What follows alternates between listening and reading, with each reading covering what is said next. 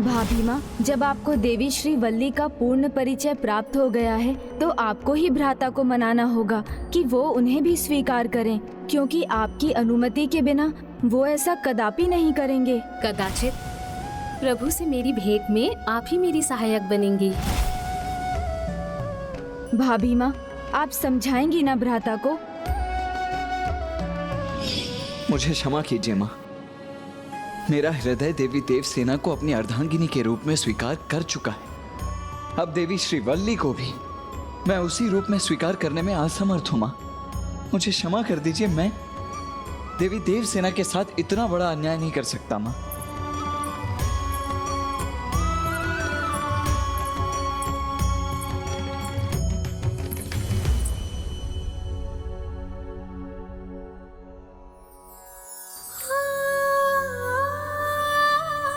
माँ, अब तो देवी देवसेना भी यही है, तो सर्वप्रथम कृपा करके उनसे पूछ लीजिए, क्या वो अपने साथ साथ किसी अन्य को भी मेरी अर्धांगिनी के रूप में स्वीकार कर पाएंगी? क्या अपने अधिकार को किसी अन्य के साथ भी बांट पाएंगी?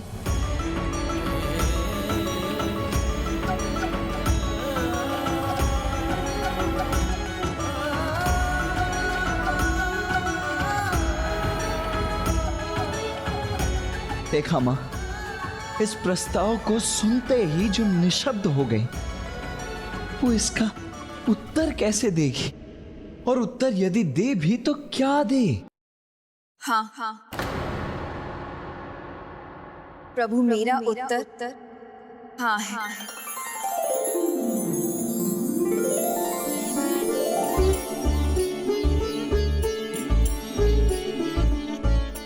क्या आपको सब ज्ञात है?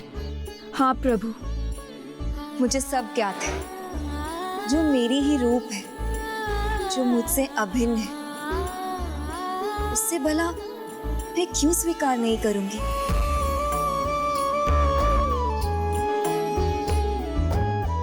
स्वयं देवर जी ने मुझे विस्तार में उनका परिचय दिया, इसीलिए स्वयं अपने आप से मैं क्या बैर रख सकती हूँ? हम दोनों एक ही तो हैं। यदि आप जल हैं तो वो आपकी शीतलता है, यदि आप अग्नि हैं तो वो आपका ताप है, आप शरीर हैं तो देवी श्री वल्ली कुंडलिनी है, जिनके साथ आने पर ही पूर्ण जागृत शरीर संभव होता है, जो परम ब्रह्म प्रभु को पहचानने में सक्षम होता है। स्वामी, इसलिए आप भी हमें भिन्न न समझे। आपको हमें हमारी भिन्नता में नहीं, हमारी एक रूपता में स्वीकार करना है, क्योंकि यदि हम अधूरे रहे तो हमारा प्रेम आपको पूर्ण रूप में कैसे प्राप्त हो सकता है? प्रभु श्री हरि नारायण के अश्रु से ही हम दोनों का जन्म हुआ है, तो हम दोनों एक ही तो हुए स्वामी। वो अश्रु जो प्रभु श्री हरि नारायण के परम आनंद का प्रतीक था, उस आनंद का जिसका कारण था वो दिव्य दृश्य, जब भ्राता कार्तिकेय स्वयं महादेव को प्रणव ज्ञान दे रहे थे।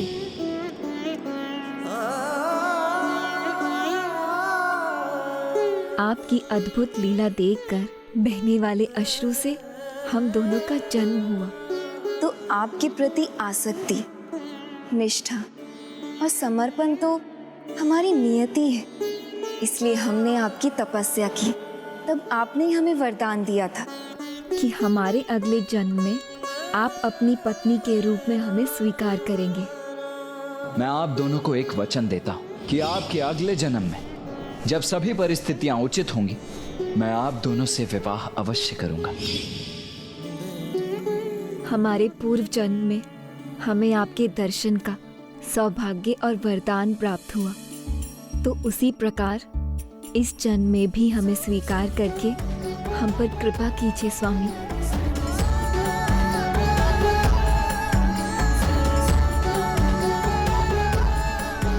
भ्राता, यही नियति है और यही धर्म भी, इसलिए अब विचार नहीं, स्वीकार कीजिए।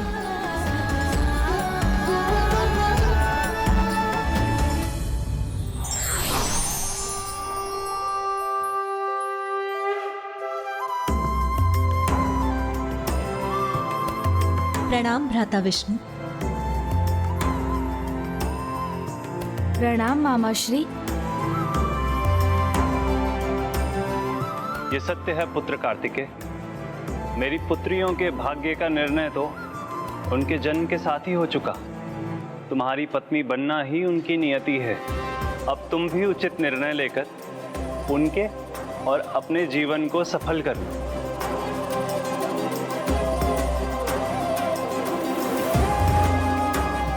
प्रभु, मैं आपकी भावनाओं को भली भांति समझ रहा हूं, किंतु इस विवाह को लेकर निर्णय लेने का जो अधिकार देवी देवसेना को प्राप्त हुआ है, वही अधिकार देवी श्री वल्ली को भी मिलना अनिवार्य है, अन्यथा यह सर्वथा अनुचित होगा। अब यही दुविधा शेष है, कृपा कर इसे भी दूर करने का उपाय बताएं।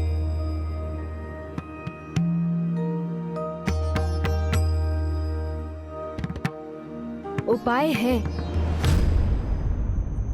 उनके मन में आपको लेकर क्या विचार है, ये ज्ञात करने का तो वही उपाय है जो पिताश्री ने माता से विवाह के पूर्व अपनाया था, और वो है परीक्षा। पुत्र, दाम्पत्य जीवन में परीक्षा तो दोनों को ही देनी होती है।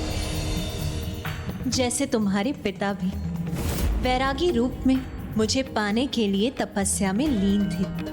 किंतु माता, पिताश्री जगत पिता महादेव हैं और आप महेश्वरी जगत माता हैं, और मैं मात्र कुमार कार्तिकेय। चिंता मत कीजिए भ्राता, मैं हूं ना, मैं आपकी सहायता करूंगा। प्रभु, अपने अति उत्साह में ये क्या कह दिया आपने? कहीं देवी श्री वल्ली प्रभु कार्तिकेय की परीक्षा में सफल ना हो सकी तो?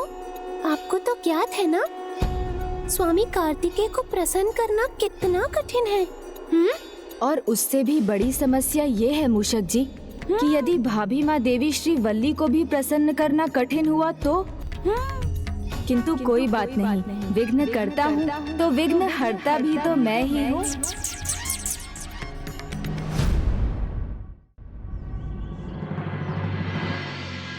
पिताश्री, इस लेप से आपको अवश्य लाभ होगा।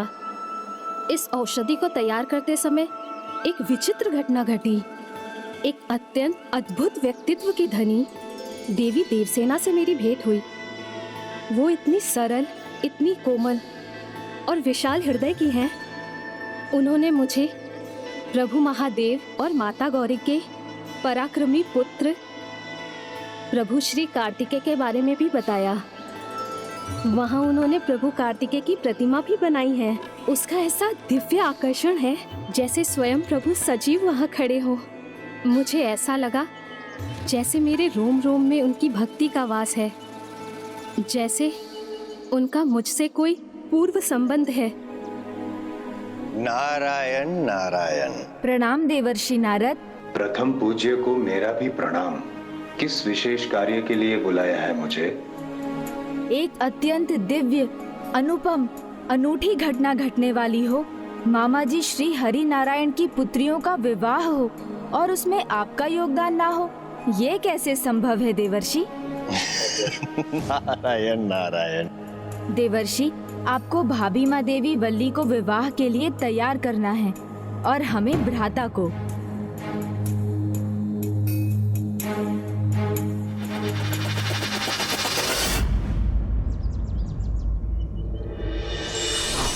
नारायण नारायण। संबंध है, अवश्य संबंध है, और तुम्हारा अनुभव सत्य है।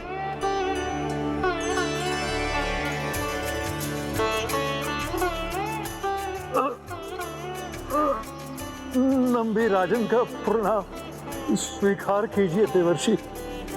यह तो हमारा परम सौभाग्य है कि आप हमारे यहाँ निवास पर पधारे हैं। नंबी राजन, प्रभु कृपा दृष्टि जब होती है तब सौभाग्य और आनंद की वृष्टि होती है। पूर्व के पुण्य फलित होते हैं और जन्मों जन्मांतर की मनोकामना संपूर्ण होती है। नारायण नारायण।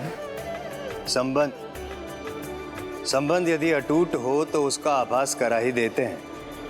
तुम्हारा आभास अर्थिन नहीं है पुत्री। पूर्व जन्म से कुमार कार्तिकेय और तुम्हारा संबंध भी अटूट ही रहा है। मेरे पूर्व जन्म से देवर्षि?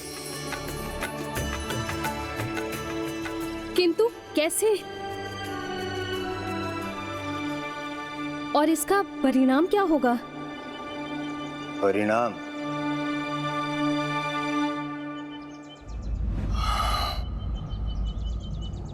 विवाह होगा। कुमार कार्तिकेय और तुम्हारा विवाह होगा। मैं आप दोनों को एक वचन देता हूं कि आपके अगले जन्म में जब सभी परिस्थितियां उचित होंगी, मैं आप दोनों से विवाह अवश्य करूंगा।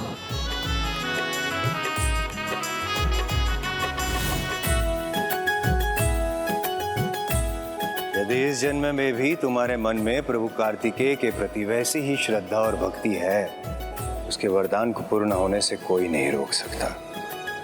कदाचित वो समय आ गया है। नारायण नारायण।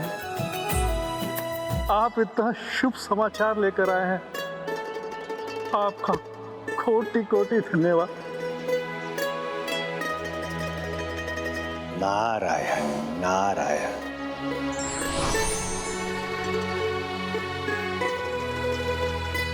पिताश्री, मैं जाकर प्रातः वंदना कर लेती हूँ।